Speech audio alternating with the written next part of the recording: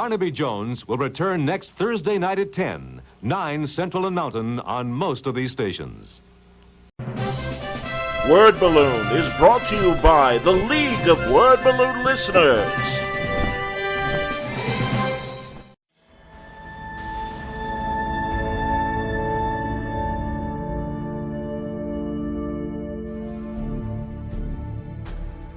This Superman portrait is really a send-up of the original Fleischer cartoon intro, where you saw a quick explanation of the destruction of Krypton, the rocket ship coming to Earth, and the pose of Superman with fists on hips, where he's kind of looking down a little bit. This is an exaggeration of that, where I'm getting my traditional kind of Alex Ross low angle looking up the body kind of shot, which again I'll credit to Neil Adams as an influence. This is really just connecting with the most fundamental kind of influence in my life from that cartoon shaping the way that I illustrate Superman. It also connects in ways I'd never even thought about when I was doing the piece with one of the most famous images that Steve Rude did in World's Finest of Superman, where he kind of recreated that Fleischer moment with his painted figure of Superman, and then I would spend the rest of my career pretty much doing what he did before me.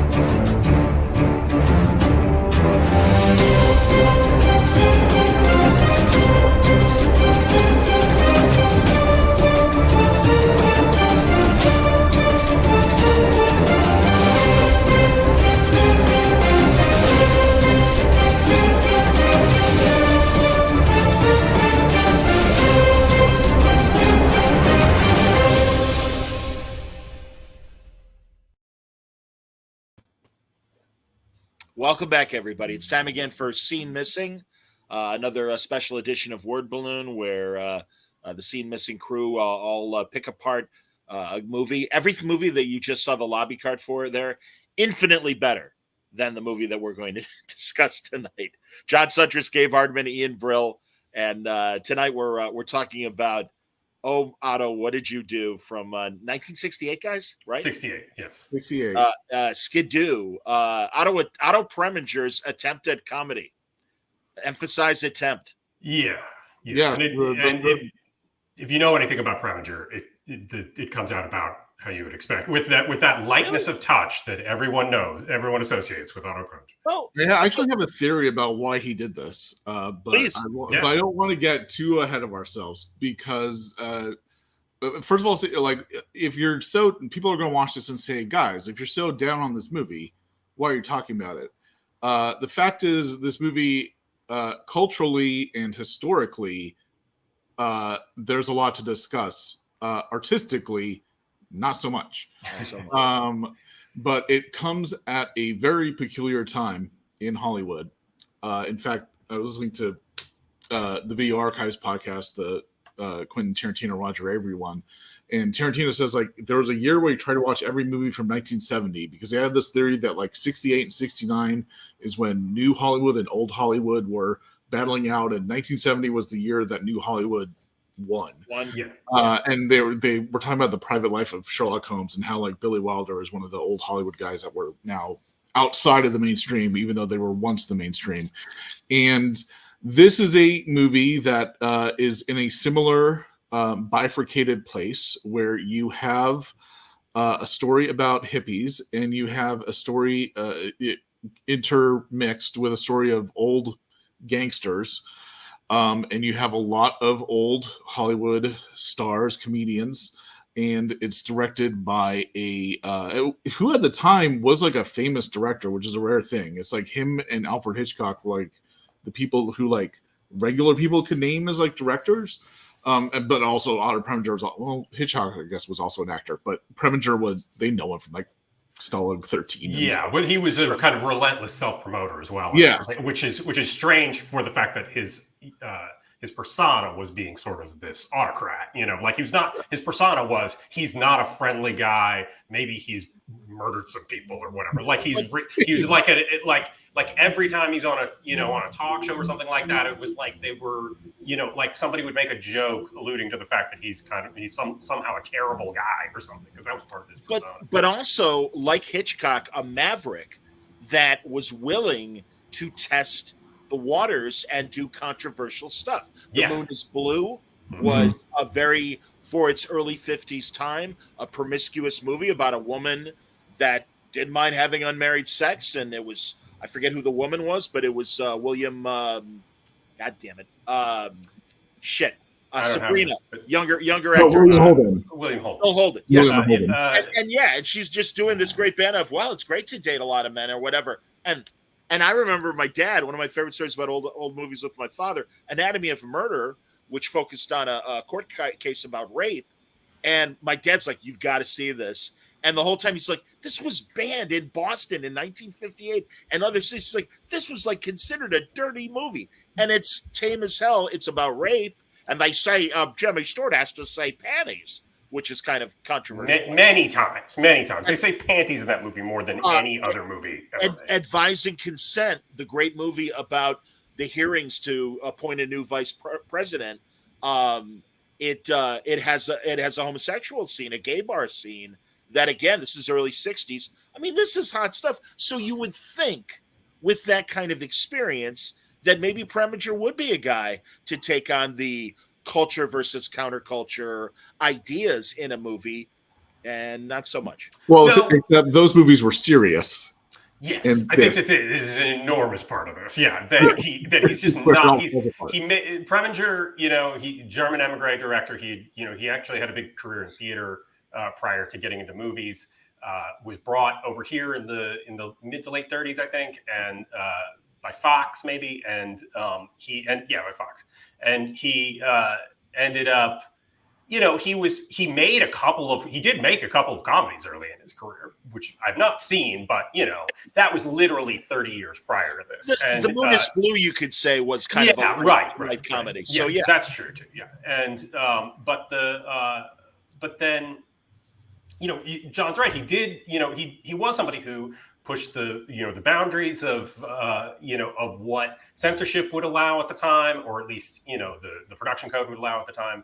And he was very adamant about that, and not necessarily like proud of it, but he was very much a booster for opening things up. He, in all of the appearances that I've watched with him, when people would bring this stuff up, or people would complain about there being too much explicit material in contemporary movies and TV, like Lucille Ball did on the Irv Kupcinet show with David Mamet and Otto Preminger and Ashley and Elizabeth Ashley.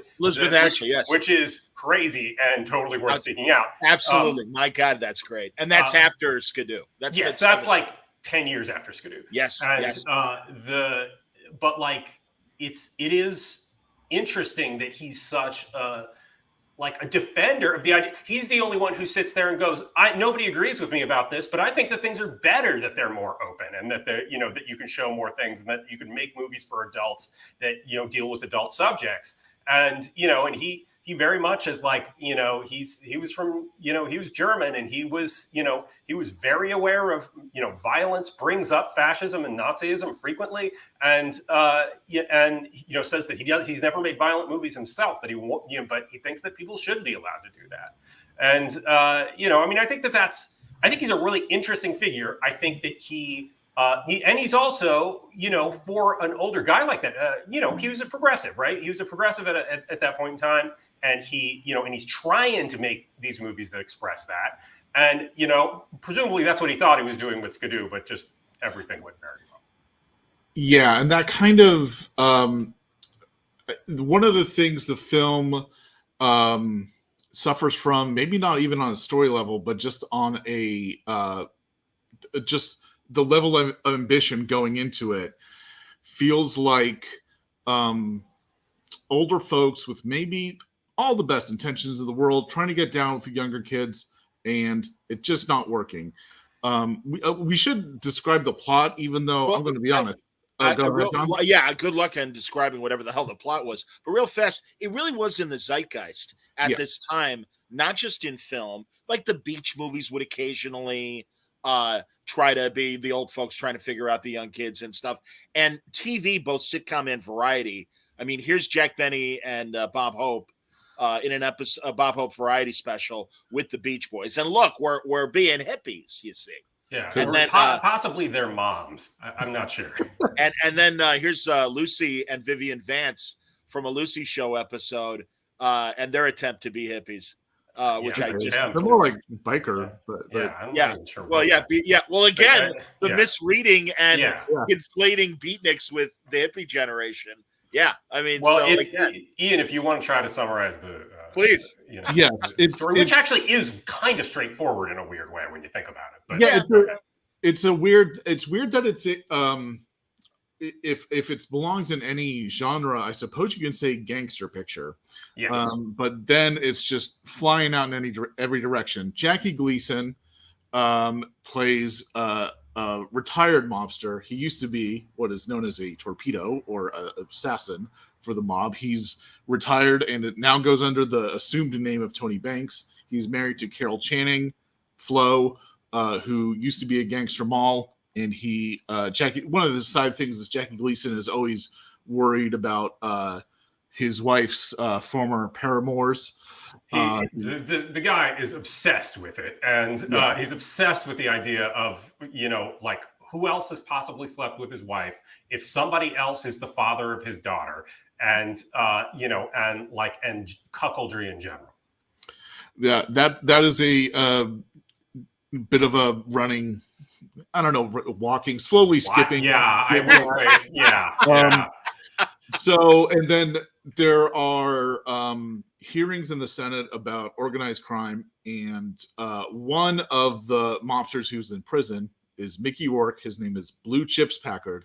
He has decided to. By the way, that's Mickey Rooney, not Mickey Rourke. Mickey Rooney, not Mickey Rourke. Which would have made it a much more interesting movie had it been Mickey Rourke. But go on. Mickey Rooney, how could I forget? He's the most talented performer that John Frankenheimer has ever worked with. Yeah. He's decided to go state's evidence. He's made a deal with the government. He's going to squeal on the entire operation. So he is, Tony Banks is drafted by the mob to get himself arrested, to get into jail, to kill Blue Chips Packard. The head of this operation, this organized crime operation, is named God. He is played by Groucho Marx. And when Tony Banks is in prison, he shares a cell. Well, he shares a cell with two people. One is Malachi Thorne. Who is it? It's Michael Constantine. Michael Constantine, who is and again, we will do this for certain actors in the movie. Michael Constantine plays the lead's father in the My Big Fat Greek Wedding movies. Yeah, he's Nia Vardalos' father. You know him from that. In the 70s, he was the principal on a very progressive sitcom called Room 222. Great character actor. I didn't grab a cap of him, but I can if we need to. But he is also, in a Star Trek. He's in Star Trek, right? Michael Constantine. He's in. For some reason, I'm getting him mixed up with Malachi Thorne. Malachi Thorne, very different. He was Commodore Mendez. Batman. Yeah. That's who I was thinking of. Michael Constantine also is a great Odd Couple episode where Felix wants to get a watch that he had given to Gloria re-engraved, and Michael Constantine is a crook that helps him get the watch after the watch has been stolen. Great, very funny character actor, good in drama, good in comedy and stuff, and kind of does nothing in this as Gleason and his other cellmate. Oh, but he does have a little stinger joke about being a rapist at the end of a scene. Yeah. So there's that. Which is always prime for comedy, indeed. See, yeah. Well, after Autumn Preminger got all that heat for Anatomy of a Murder, he was like, maybe I'll actually do some rape jokes. I mean, come on, rape is funny. Yeah. It's hilarious. The other person that Tony Banks shares a cell with is a young man played by Austin Pendleton, which tells you how old this movie is, that Austin Pendleton is playing a younger man. He's the youngest member of the cast, who was an agitator, I believe, at Berkeley. They're in Alcatraz, by the way. This younger fellow, he does acid. Every part of his stationery is dipped in acid, which is a big plot point. I didn't know you're allowed to keep your stationery when you're in prison, but apparently in this movie you do. Or waste all your acid like that. I mean, Before we stray specifically from Austin Pendleton, again, for modern reference and everything, because the movie is literally on cable every month, either on commercials or on non-commercial cable. He is the stuttering lawyer in My Cousin Vinny. There's Austin there, next to Fred Gwynn, and his very funny scene. Wonderful. He's also in the Muppet movie, right? He's the like Doc Hopper's sort of valet driver guy. Yep, and a guy that I want to say came from the Second City improv world, as far as one of those early sketch comedy improv guys, in the formative years of Second City. Yeah, he is great in the very underrated last season of Homicide. He takes over as the chief ME. Michelle Forbes had that role. She leaves, and so obviously you bring in another statuesque beauty, Austin Pendleton. Sure. And he fits in the role like a glove. He is great. It's kind of a weirdo ME, but he is good in that. And so Tony Banks, Jackie Gleason has an acid trip, which is one of the big things this film is known for. He doesn't want to kill Blue Chips Packard now. He has this whole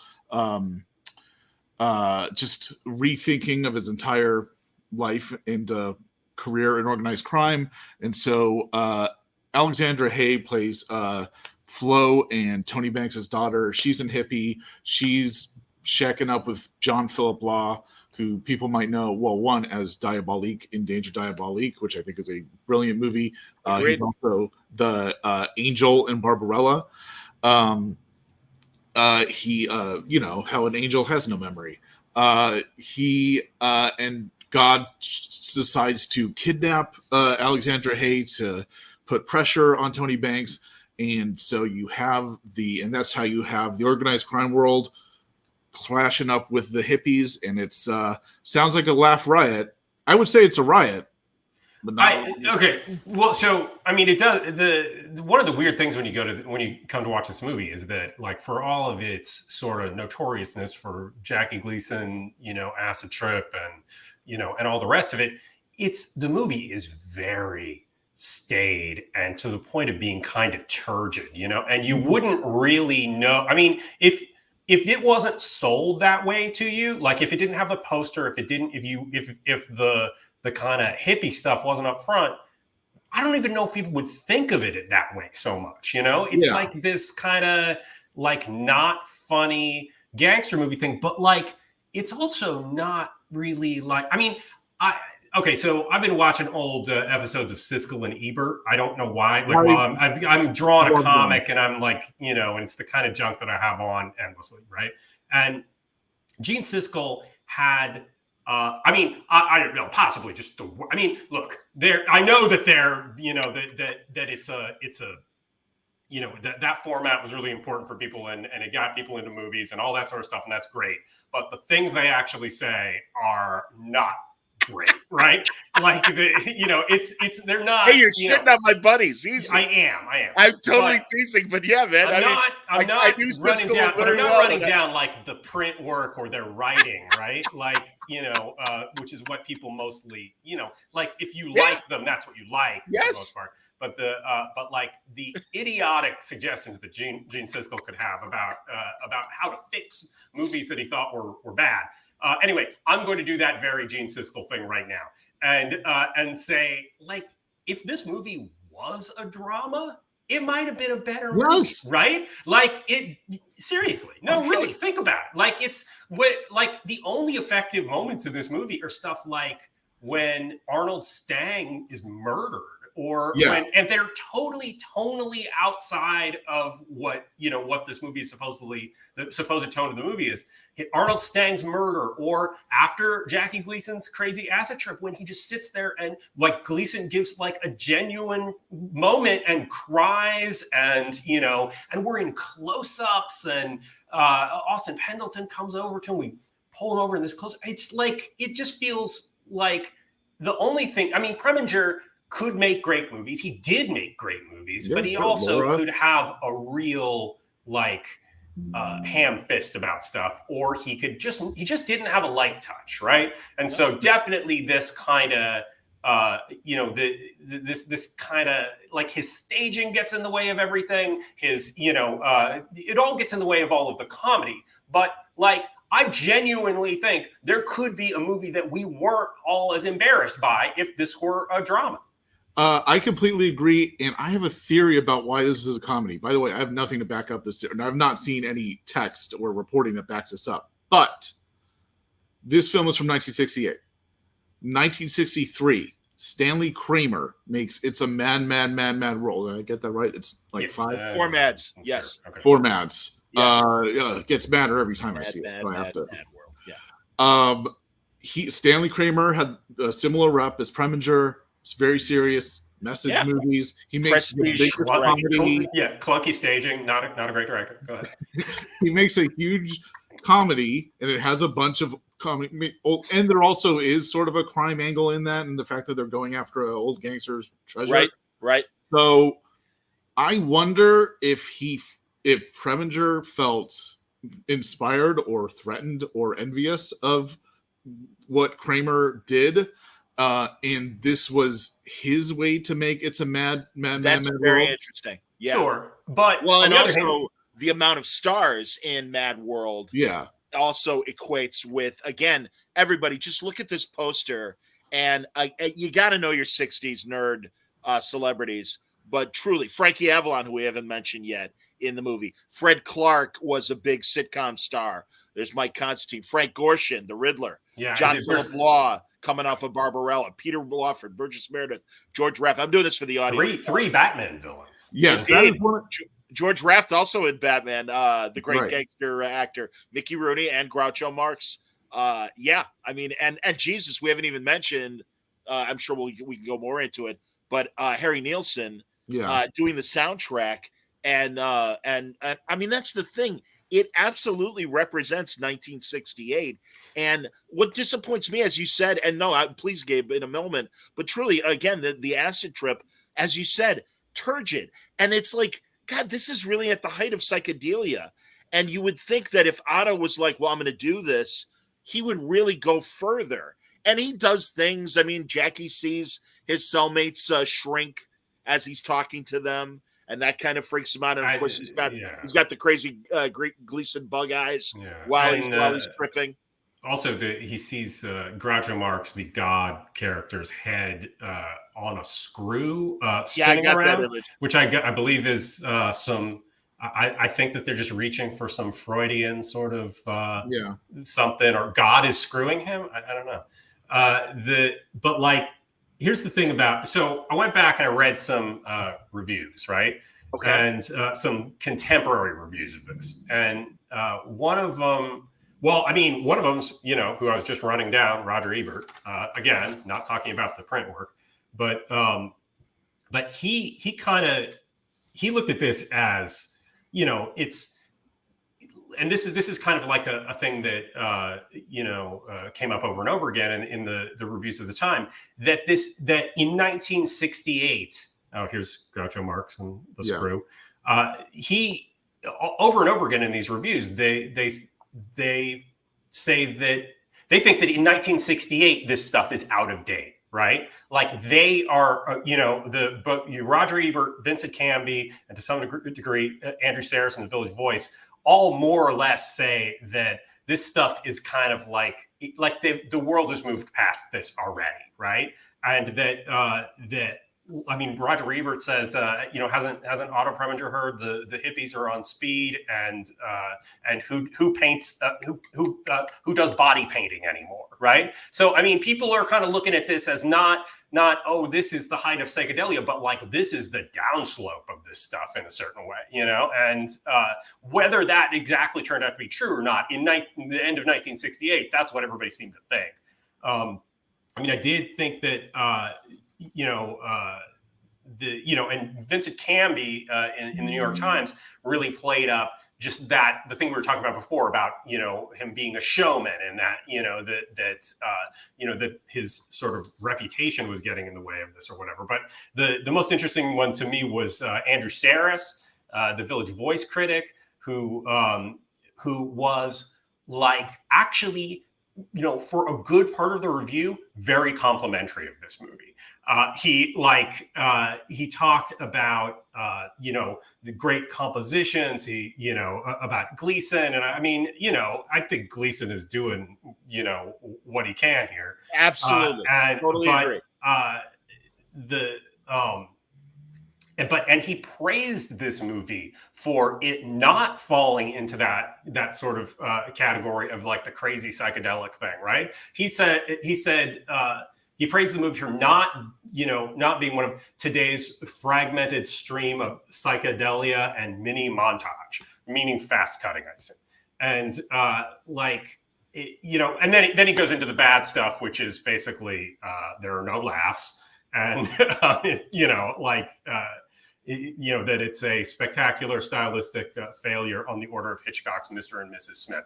So like that was a Hitchcock comedy that that people don't like, right? Robert Montgomery. Movie. And then he goes on to like run down Carol Channing and why not?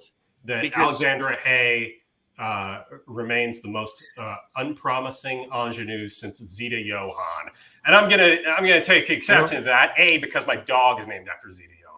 But, that's hilarious. By the way, you can notice on Alexandra Hay, her body paint, which I love. There is another hippie that has body paint in the movie that clearly is naked, and Alexandra Hay, they seem to paint over her her underwear in addition to the rest of her body. But anyway, she is pretty blank.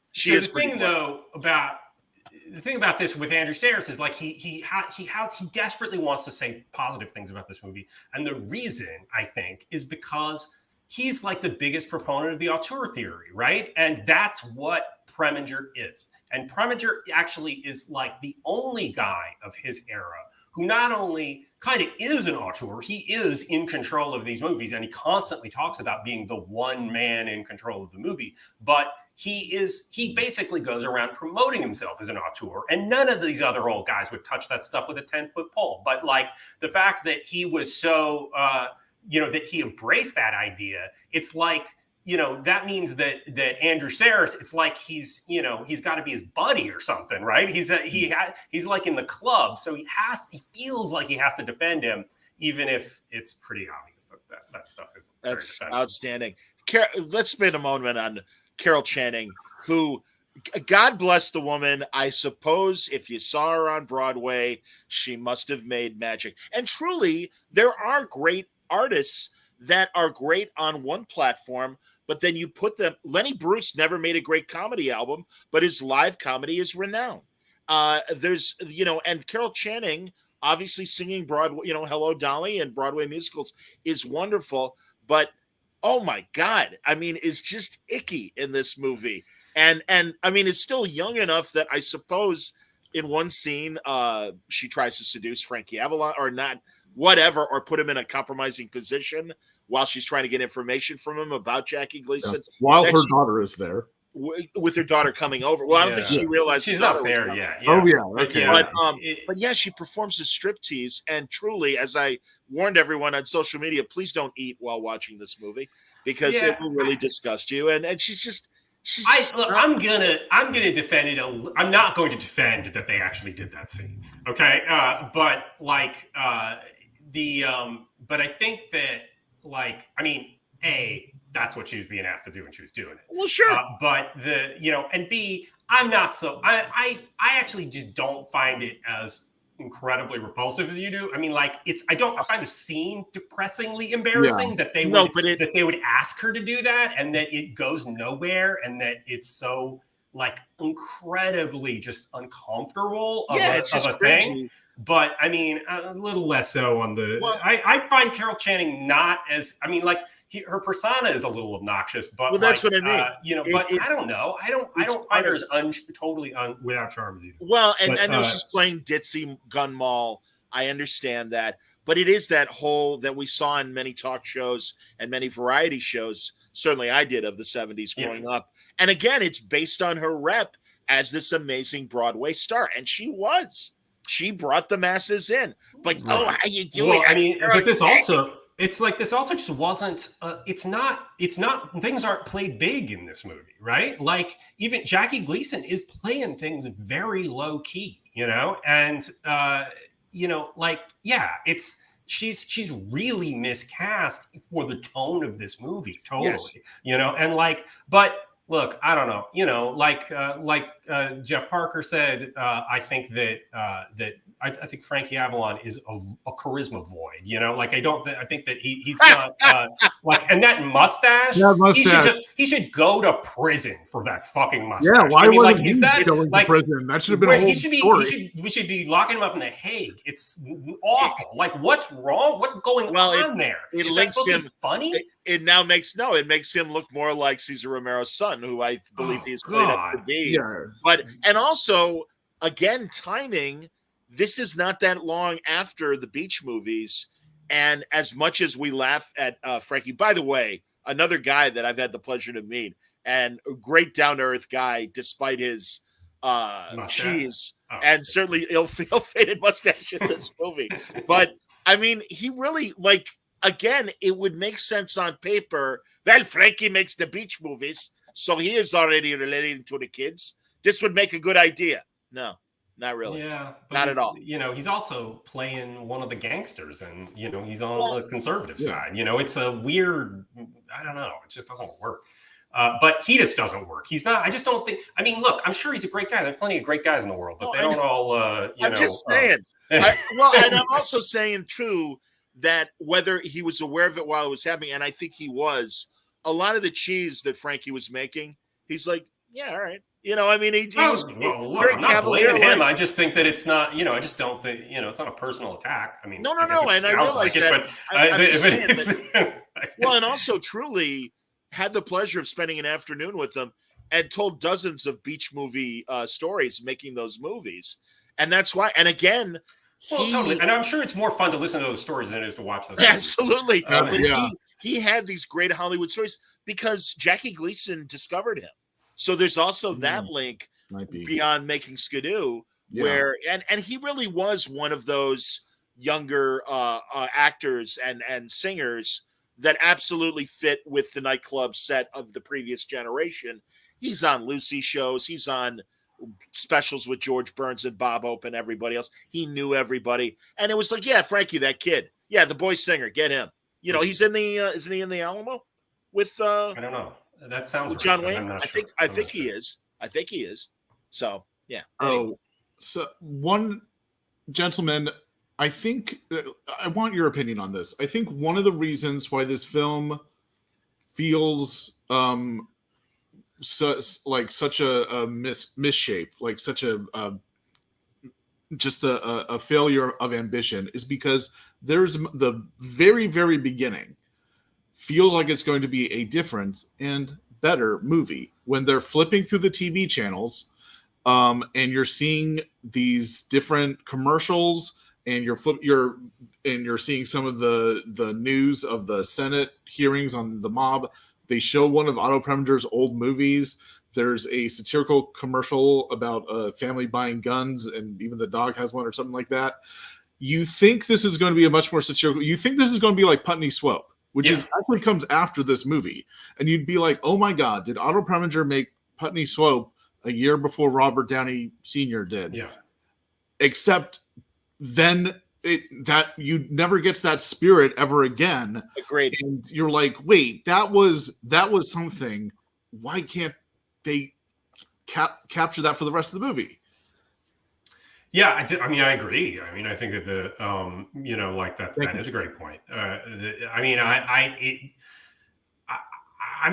There is just no lightness to the movie, though. Like there isn't a satirical quality to it too. I mean, like I actually do wonder what they're after in this movie. Well, like, that's what I was take wondering too. Seriously, or I mean, not seriously, but if you go, what story are they setting out to tell? What point are they trying to make? Where are they going with this? I have no idea. Like, I mean, Preminger seems, Preminger isn't satirizing hippies even, right? I mean, apart from this kind of very weak shit about, boy and girl who has long hair type stuff. And I think, like, we talk about, like, oh, this is the older generation meeting the hippies. Even though I think Austin Pendleton does turn in a good performance, none of the younger characters are really developed. I could say maybe they're just background. That's why it feels like it's a gangster movie that has this patina of fake psychedelia to it. They are set dressing. This image kind of shows you, other than them being there, that's essentially what the hippies are there for. And at one point early on, to get their daughter back in the house, Channing invites her commune to come and stay with them, and she's literally in the kitchen sink washing long-haired hippies' hair and stuff. And it's just, I mean, it's, again, what is it to say with this? That particular scene, when I was watching it, I think that's a clinic in bad staging. Like I mean, at least for comedy, right? I mean, I think that Preminger had a sense of what to do with the camera, but didn't know how to modulate it. And so, like, there's just an awkwardness about they're all on camera right, and then a guy has to awkwardly, like, get out after getting his hair washed, get out of the shot also on camera right, and just it's troubling, right? Like, and and I do think that this is kind of like it's a movie you could watch and go, okay, so this isn't how you stage comedy. I mean, even like the way you could watch a not quite a movie that's not so great for contemporary audiences from a similar time, The Party, the Blake Edwards movie, and see great comedy staging, great big holding things in a master kind of comedy staging that Preminger is trying to do here, I guess, but just not succeeding in. I do have a theory about what I think they're going for, although I will say this is never explored as much as it could be. But I think one of the reasons Preminger and the film writers, Doran William Conan, who had a short but notable career, he also apparently wrote the original screenplay for what's the Robert Altman movie with Bud Cort? Bruce and McCloud. Bruce and McCloud, but then Altman and rewrote it. Yeah. And Doran Conan blasted him in the papers, and then he just became a creative writing teacher, which is fine, by the way. But the reason why I think they combined this gangster thing with the psychedelics thing is because what was happening in the country, 1966. California and Nevada had outlawed LSD, and then by 1968, the year this movie comes out, it's federally outlawed. And then perhaps maybe the most embryonic idea that this movie is you're taking prohibition gangsters from the 18th Amendment prohibition to this new prohibition, and they're kind of meeting. I'm giving it more exploration than this film ever does, but and mixed with that's something of it. Mixed with the Bobby Kennedy going after the mob type stuff and things like that, right? Yeah, the Oh. television hearing scenes with Peter Lawford as the senator. Here's him in the prison with, by the way, Burgess Meredith as the warden. Those are, and of course, in earlier in the decade, like you said, Kennedy going after the mob, the Kefauver Commission going after organized crime, the witch hunts of the 50s. So that kind of congressional hearing, very different from today's congressional hearings, but in the air, and certainly relevant, I suppose. I do really feel like there's something like there is a different movie in this. There's a not inherently bad, more dramatic movie in this. I think it's just you got to dig like it just wouldn't be this movie, but it would, But like if you're going to make a movie about this subject, right? Like and you think you're going to make a comedy out of it, why? What was driving them to make a comedy out of it? Because I can't see that really in the material. And really, one of the few bright spots of the movie is Harry Nilsson's music. Sure. Yeah. Because it has, it's instantly identifiable as Harry Nilsson. Yes, those melodies, it's prime poppy Nilsson. It's prime. He's in the movie as well briefly. He sings the end credits, which is hilarious. That's another, and of course, God does not come soon enough. But at least it ends. The last 2 minutes of the movie is at least Harry Nilsson performing the credits, which is fun. Although Carol Channing performing the Skidoo theme song may never leave my head again. Yeah. Right? That's not so good. She's nails on a chalkboard. No, but it's just I'm just saying that song. Like I don't even Skidoo, stop. Like it's Harry Nilsson, in this instance was, had the hooks and everything to a fault because they don't help anything or go anywhere, it's just, I don't know.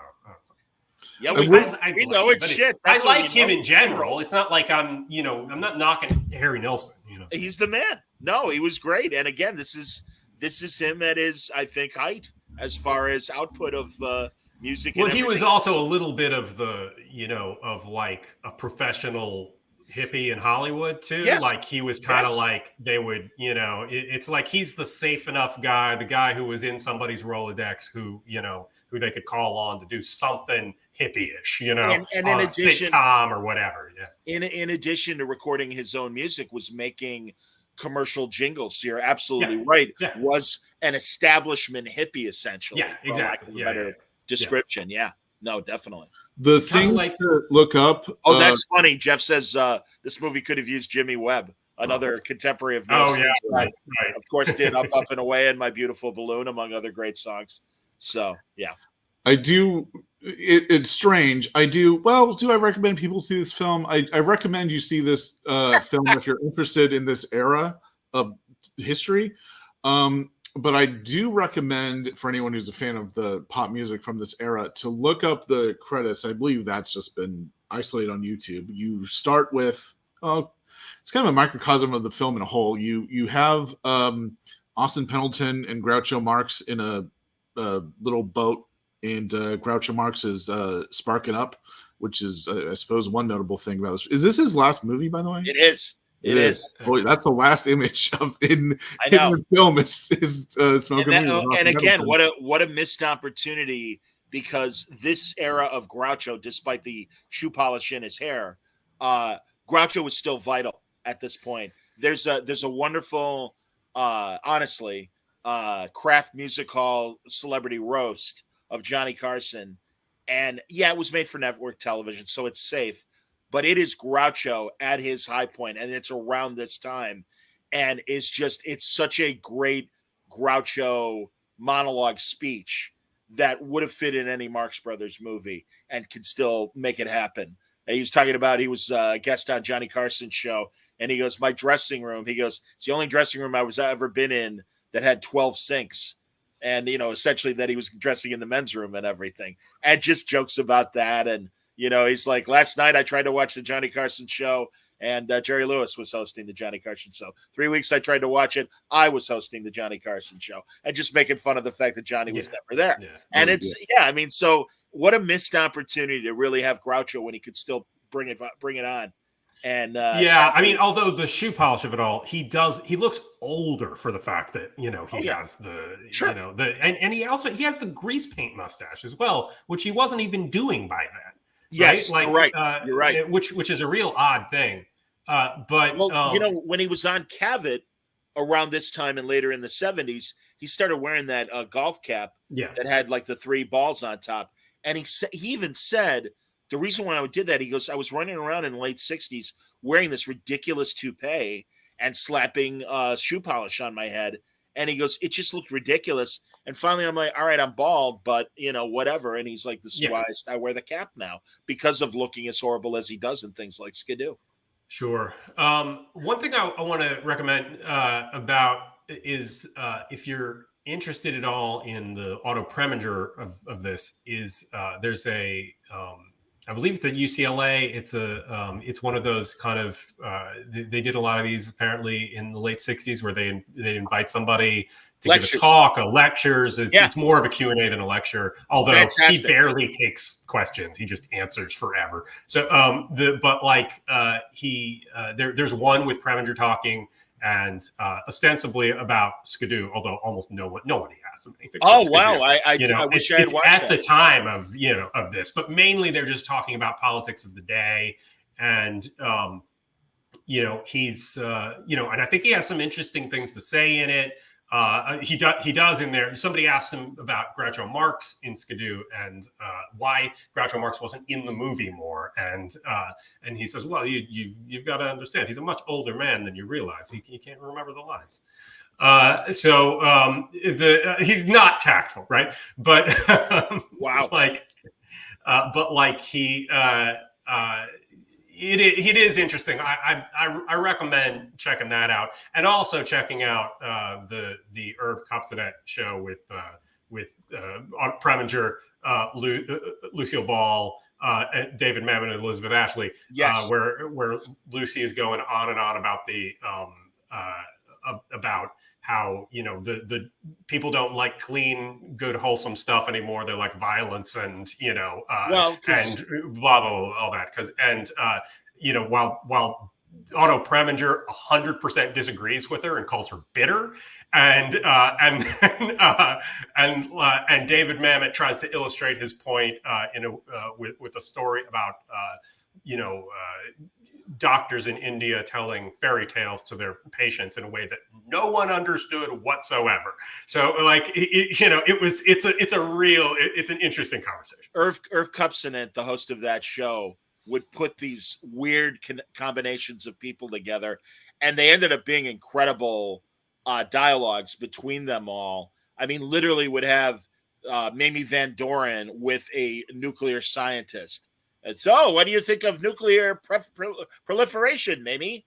Just crazy shit. Yeah. And there's only a handful of these Cup episodes. They were on public television in Chicago, and they would start at like midnight, and they would go as long as Cup felt. Like there was no set end time. There is a bit in there. There's a bit in there where Lucille Ball says, like, I think we better go to a commercial now. And Irv is like, we don't have commercials, Lucy. And there you go. Just keep going. There you go. Warren Drummond points out, and I don't remember this, and I'm a massive fan of this film. He says in IMDb, Groucho has an uncredited cameo in Robert Redford's film, The Candidate. That would be his last movie, a better way to go out. I suppose, and it's funny, mentioning Jackie Gleason in this movie. Jackie, of course, made the Smokey and the Bandit movies, including the completely unwatchable. Boy, if we ever want to really go down this path, Smokey and the Bandit 3 is certainly a candidate. There's a lot of story there. And there was a whole other movie that got that they would have been a much better drama. Again, would have been a much better drama. But I guess to get Jackie Gleason to do nothing in common with Tom Hanks, Gary Marshall is like, Jackie, you've had a great TV and film career. Don't let Smokey and the Bandit 3 be your final movie. And because he was in failing health. And Gleason's like, yeah, all right. and he's great in Nothing in Common. So, and again, that's so funny that I'm glad that Warren points that out. Now it really makes me want to rewatch The Candidate and look for Groucho. Hey, Jacuro, good to see you. And Jeff's comment here about poor Arnold Stank. About Arnold Stank. I do actually think that, like, the scene. Look, tonally and everything, it's fucked for this movie. But the reveal of Arnold Stang shot in the head in the at the car wash, pretty harsh.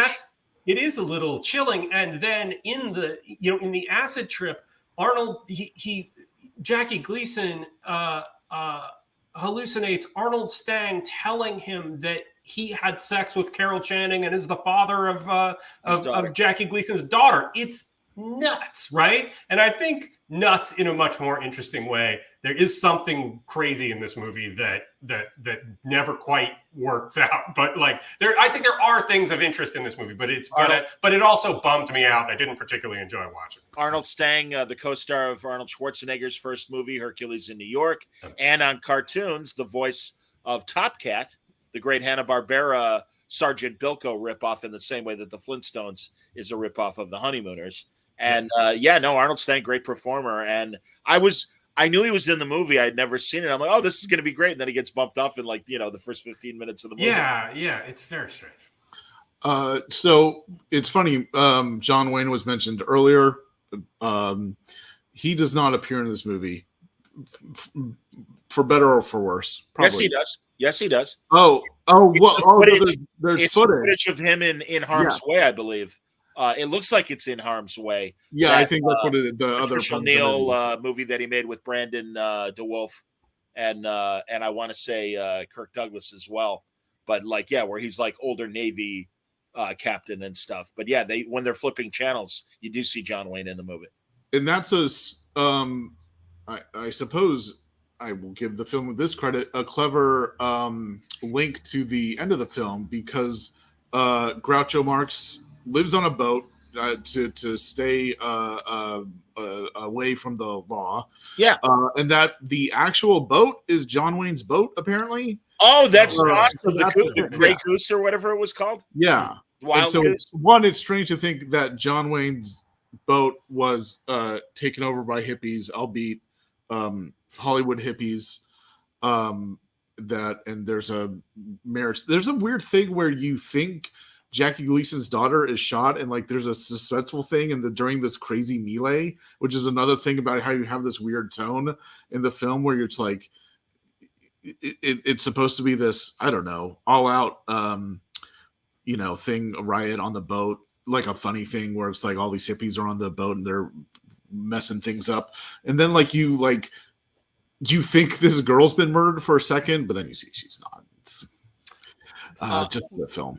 And I also want to point out, because again, it's a almost nothing moment in the movie, but Frank Gorshin is great in this, in the same way that a lot of his 60s performances, yes, he was amazing as the Riddler in Batman, and he really was, but every now and then they would give Frank Gorshin a straight role, and he would nail it. He would nail it in everything, TV shows, movies. He was a much more talented guy than just the maniacal laugh of the Riddler. And I love him. But he's also a guy that you gotta. It has to fit the tone, because he's gonna 100%. Go way the fuck over the top, no matter what. So in his weird way. So if that's but that's what making a film is and directing is. You cast people for the and you hope you gotta be able to manage that tone, and Preminger couldn't always do that. He was the one who was notorious for I think yelling screaming at an actor to relax. He wasn't a delicate guy. Yeah, it was not warm fuzzy, definitely not, and terrorized a lot of actors. Absolutely. There actually, Roger Ebert, before he wrote his review, was on the set of this movie and has an article you can read. I put it up on my Twitter. God knows if you can find it. Twitter's all fucked, but where he was on, and it's mostly about Otto Preminger scaring the shit out of Carol Channing and Frankie Avalon. Who knows? I'd like to recreate that moment. You're scaring the shit out of me, Otto. With that voice. But I think talking about Carol Channing's approach and Frank Gorshin's approach, I think the just what this movie, I think in retrospect, what makes it feel so odd is because what we think of New Hollywood and what films became post 60s, post Bonnie and Clyde and post Easy Rider. This is post Bonnie and Clyde, sadly, but yeah. But pre Easy Rider is that you had naturalism, more sense of naturalism in films, and the older cast, which dominate the film entirely, absolutely, are old time play to the rafters performers. Big that has its place, but that approach to something that feels modern or more modern than their usual material does feel weird. And it's also, I mean, just visually, it's lit like a supermarket, like it has that kind of, that like generic sort of sitcom-y feel to the lighting as well. We'll go back to Robert Evans' The Kid Stays in the Picture documentary and see the state of Paramount Pictures when he and Peter Barth take over and start making movies like Love Story and The Godfather and things like that. This is one of those Paramount massive bombs that, given the cast, I would imagine was not a cheap movie to make, and just the wrong movie for the wrong moment. Yeah, and among a bunch of other Paramount films that were absolutely sucking in a 9-studio environment, they were 10th as far as the major studios go, as far as, making good pictures or profitable pictures. I listened to Robert Evans' biography when I was probably like 14 or so. It was actually all on cassette out of the Thousand Oaks Library. And people it already had this legend and the way his voice sounded, and I loved it. But because of listening to that biography, I thought that the movie The Gang That Couldn't Shoot Straight was a huge film because it is brought up a lot in that. And I thought, this must be a legendary 70s movie. That's a big deal. Because there's a whole thing where like Pacino was doing it. And then we couldn't get him for The Godfather. And then De Niro had to come in. And I'm like, this Gang That Couldn't Shoot Straight must be a huge movie. Yeah. I'm like, no. Great observations from Juca Rojo. First of all, he says, Keir Duella. Am I saying his last name right? Keir Dullea, Dave, from 2001: A Space Odyssey, didn't get along with Preminger when he worked with him on Bunny Lake is Missing, which, by the way, is another great mid-60s Preminger film. Yeah, it is. It's a really interesting movie. And then he poses the question, which of the films is worse, Skidoo or Myra Breckinridge? I would vote for Skidoo. I have not. I saw Myra Breckinridge at one point. I can't really remember it well. I don't know. I mean, who made Myra Breckinridge? I don't remember who directed it. Rex Reed, of course, wrote it. Yes. And of course Raquel Welch is the star. Yeah, and it's about they're both in the area of desperation. And it again, absolutely reads what was happening wrong. Yeah, but I would say it is a bit more of a coherent effort to tell the story they were telling than Skidoo in terms of I don't know what you're trying to say with this movie. Yeah, I mean, I think that there's very little said in Skidoo. It's like it is sort of a straightforward movie that doesn't feel like it needs to be told because nothing in it has any stakes while also not being funny. Michael Sarney directed Myra Breckinridge, which I've never actually seen. I've seen the trailer for it, and I know I did read a lot of Gore Vidal also when I was a teenager listening to Robert Evans. Right. Yeah, it's Gore Vidal. Yeah. I'm sorry, I don't know why I thought Rex Reed wrote it, but yeah, of course. No, Rex Reed is in it. Yes, that's right. That's right. There's my mistake. Funny enough, it is a Gore Vidal movie. Yes, I just looked it up. It's written by Michael Sarney and David Giler, who's mostly known as one of the producers of the Alien Alien franchise. Yeah. He's every time an Alien film is made or a Predator versus Alien film, him and Walter Hill get some money because they developed the Dan O'Bannon script. But before that, apparently made some good deal that they're able to, it's like that Michael Houston Batman deal. Yeah, exactly. They don't let you make deals like that anymore. No. But before aliens were popping out of chests, Rex Reed was turning into Raquel Welch. Yes. Oh, that's right. Of course, he was he was Myra before he became Myra. Absolutely. I saw the trailer before seeing Fantastic Voyage at the New Beverly once, and that they played a bunch of Raquel Welch trailers. Yeah. Sure. Too funny. I cannot believe that we managed to spend almost an hour. I thought for sure this was going to be one of those half hour, like, all right, what more can we say? I did too, because this movie sort of depressed me. Like, I just didn't like it did. I just feel like, oh god, it was. I watched it twice, and I'm just like, ugh. So because I kind of zone out at times, right? It's hard to hard to focus on a lot of the time. I should say I've seen this in theaters twice. I am fascinated by this. Yes, anytime I see it playing, I'm. Like I said, I am fascinated by it. Here's the thing. It's not a movie made by amateurs. It's not a movie made by incompetents. In fact, it's the opposite. It's a movie made by people who probably have 2 centuries of film knowledge amongst his cast and crew. Yeah, Leon Shamroy lit that supermarket. Ernest Stronheim Jr. Was the first AD. By the way, we know this because Harry Nielsen sang all their names in the credits. That's correct. But to see it, well, I suppose in some ways it's inspiring or comforting that so many talented people, so many accomplished people can still make something so lead-footed. William Friedkin had the classic quote, to make a successful movie, 1,000 things need to go right. Yeah, and they went right for him about 3 or 4 times. Here's your proof. What's that? They went right for him about 3 or 4 times. More than most. Yeah, but that's more than exactly. No, I always say you make one great movie. That's more than than anybody else can say. That's enough. Are we done? I think we're done. We could be done. We don't have Harry Nielsen to sing the credits. Yeah, if Harry Nielsen, he would just sing our 3 names. It would be pretty short. There you go. All right, there's Jikuro gives us an observation about Myra Breckenridge, and we appreciate that, but that's fine. We don't need to go further than that. It's just more Myra stuff. Yeah. I again, did Otto make another movie afher Skidoo? Yeah, I mean, he made one more. No, I think he made a couple more. I mean, he made the one with Liza Minnelli immediately after this.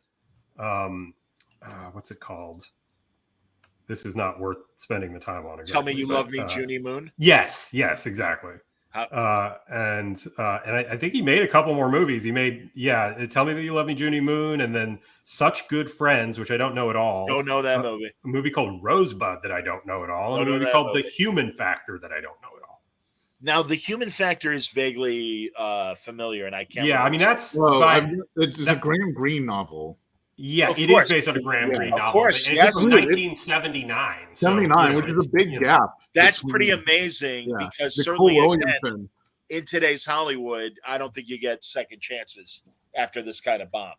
Yeah, although, I mean, there might, in some ways, the industry was in such a bad place that I'm not even sure people got blamed on that level for, you know what I mean? Like, it can be in such a bad place that, that you can kind of get away with it. And he was a very established guy, and he had, and an independent guy for the most part. Well, he wasn't really just a studio guy. And that's what I was wondering too, Gabe, if he had the clout to still independently produce a lot of his films, because primarily he did independently produce his films. Yes, I mean, and he was one of the first people who really did that. And yes, and he was, he was sort of a trailblazer in that way too. There's a lot of interesting, good things to say about Preminger. Even though all his movies aren't great, he can be very kind of clunky and ham-handed.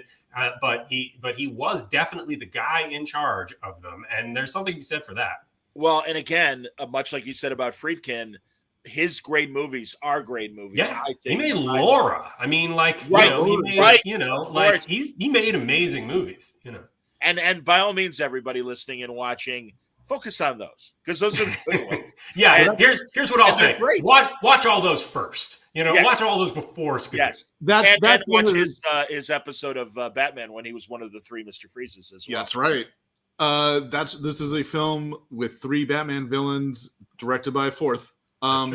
That's the thing that I suppose that's one thing that fascinates me, is that you could watch four Batman this, and the idea that they're made by the same person is baffling, but certainly speaks to something of the creative process or the what can come at the wide variety of what can come when people get together to make a film.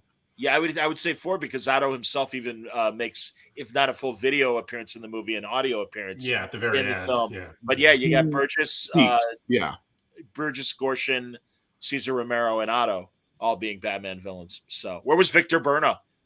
Why was honestly, Victor Berno? It feels like there's a deleted scene with him because like there's just no way he wouldn't have been in this movie.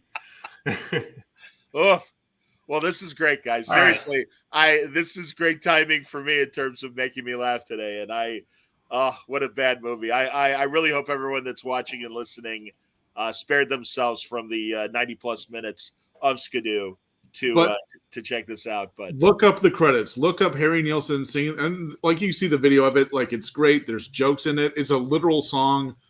That's when I say the credits. It's not like just like the main cast like you see in the beginning of a movie. Like he does like the copyright. He does the crew, yes, and he does the copyright. Absolutely, hilarious.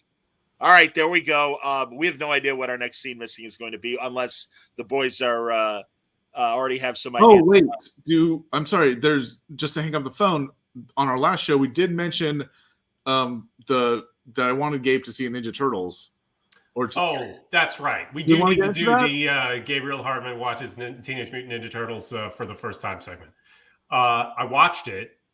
So I was assigned by Ian last time. Okay, so let me just tell you how this works. Last time, I assigned Ian a Akira Kurosawa movie to watch, right? Because he hadn't seen a lot of them, felt like it was important. And Ian didn't do that. It's fine. He had good excuses. It's fine. Like I forgive him, right? We all get busy. But I, on the other hand, did watch what was assigned to me, which was the first Teenage Mutant Ninja Turtles movie, because I will admit, I mean, I'm in comics, I'm in movies, I'm in all this sort of stuff, but like I was 16 years old when that movie came out. I wasn't going to go see it, right? And I've really not engaged with a single Teenage Mutant Ninja Turtle thing in my life. I don't know anything about it really, apart from, broadly, culturally, the guys who made it, all that stuff. Sure. And so I took on the challenge to watch this thing. And I'm a 48-year-old man. I can't understand it, right? I can't relate to it in that way. Like I'm not gonna to totally hook into this thing. On the other hand, I do think there was a certain amount of charm in it, and I did really like. I enjoyed the rat guy. Splinter. And a joke on Stick is Daredevil's mentor, and so Eastman and Laird called him Splinter, which is one of the things about TNT. It was parroting a lot of things, and then it became more famous than what it was parroting. Absolutely. Right. So, absolutely. And those original black and white comics are much more of a fun parody of like Frank children's entertainment that it became. Absolutely. But I actually did. I mean, along the children's entertainment line, I liked Splinter. I liked the puppetry involved in the whole thing, Jim Henson stuff. But particularly the rat puppet. And I liked the stuff where people were very genuine about things. Like there was some genuine emotion in the thing. The turtles cared when they thought that Splinter died, right? Yeah, Raphael yells at the moon. It's like turtle suit. A puppet turtle cries, all that sort of stuff, right? But I appreciated that felt genuine. But by far, my favorite moment in it was a flashback that looked like it was shot on 16 millimeter, where the rat, when he used to be a little rat, like a regular little rat, who learned martial arts from watching his master, even though he lived in a cage and somehow was just hanging in a cage nearby when everything happened. But him learning, the tiny rat puppet learning martial arts is worth watching the entire movie for. That is one thing that blew my mind. Well, one, because I was familiar with the cartoon first. In the cartoon, he's a person who turned into a rat, but this is the film. It's a weird thing. The film is not an adaptation of the cartoon. It's another adaptation of the comic. They one studio licensed the comic for TV rights, the other licensed it for movie rights, became a whole thing. So one of the reasons I suggest that it's not a medium or a fan. What would you call it? The Ninja Turtles whole franchise. It's not a franchise that has been served well by its cinematic portrayals, but the first one is the best movie by far. And it is the closest adaptation to, I suppose, the original comics, in the fact that it's weird to call it dark because it's not like, but it does have a kind of a grungy New York feel. I mean, this is 1990 is the year after Batman. So pardon me, and because I don't know if it was, did New Line have the movie franchise, and did Golden Harvest have the TV? Golden Harvest. No, Golden Harvest produced this movie as well. That's what I thought. Yeah, and Golden Harvest, for people who don't know, massive martial arts film. Yeah, company. Jackie Chan. Yeah. Yes, but no, I mean, I did think that it was a little bewildering to me that Elias Koteas was in this movie, and who I know of from Adam Goyan movies, right? Like, and The Thin Red Line or whatever. He is in one of the greatest television scenes of all time, which is the intervention scene in The Sopranos when they do an intervention for Christopher.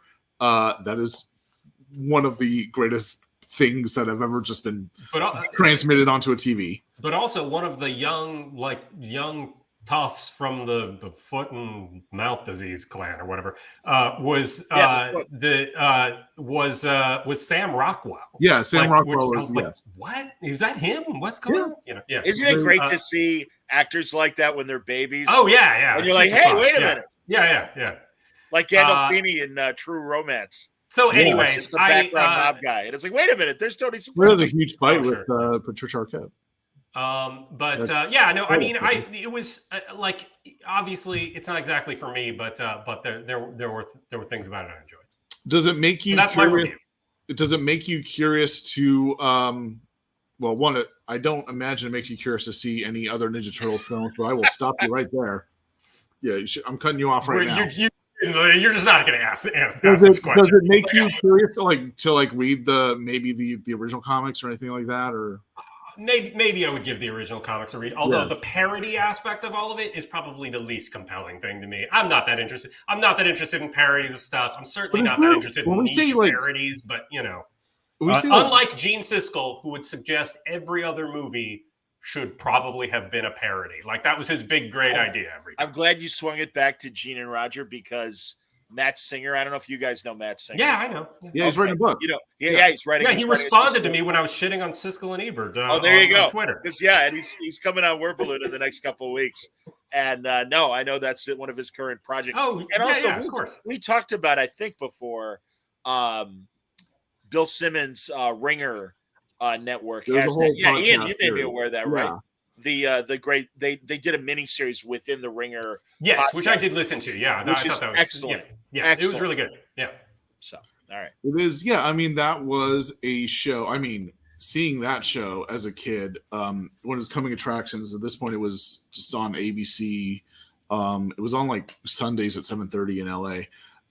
Yeah. Well, it was a PBS show. Yeah. Well, originally, Sneak Previews was the PBS show. Yeah. And then Tribune gave them a better contract, and it became Siskel and Ebert at the movies. Yeah. And then I forget their final distributor, because they took them for granted. And they went to Disney. There you go. Yeah. Buena Vista. That's right. That's right.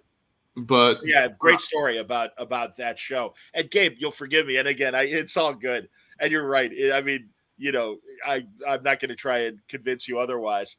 But truly, they were gods here in Chicago media, in the same way that Pauline Kael was in New York, and Judith Crist, and all the great. I'll have bad things to say about every movie critic. Don't worry about it. Sorry, and you got to give distracting my dog with a ball. Sorry. I just appreciated the balls that Siskel had when he was interviewing Paul McCartney about "Give My Regards to Broad Street." That is great. And Paul's like, so basically, you hated the movie, and you're going to give it a shitty interview or review. Why am I doing this interview? And Sis like, yeah, sorry. Yeah, well, my side of that is that Paul McCartney is a genius, and he actually spent real effort and time on that movie. He's not just some guy who sits around and comments on shit. So there you go. Yeah, but Roger, you gotta give it to Roger for co-writing Beyond the Valley of the Dolls with Russ Meyer. That might be one to talk about. I would love one to talk about. I could talk about that. I mean, if this is going to turn into the shitty movies of 1968 and 69, God forbid, I don't even think it's a shitty movie exactly. No, I think it's fun. I'm really into Russ Meyer, but I'm a Russ Meyer fan. I'm an aficionado. I've read multiple books on Russ Meyer. I like Dolly Reed going from that movie to marrying Dick Martin from Laughing. Okay, yeah, sure, that's true. I'm just all right. Well, yeah, maybe someday we'll talk about that one. Dolly Reed. Okay, cool. I think we did this. I believe we absolutely did this. No, this was great, guys. Very funny. Everybody, thanks a lot for watching. We will figure out what our next movie is when we reconvene. But until then, stay safe, stay happy, stay healthy.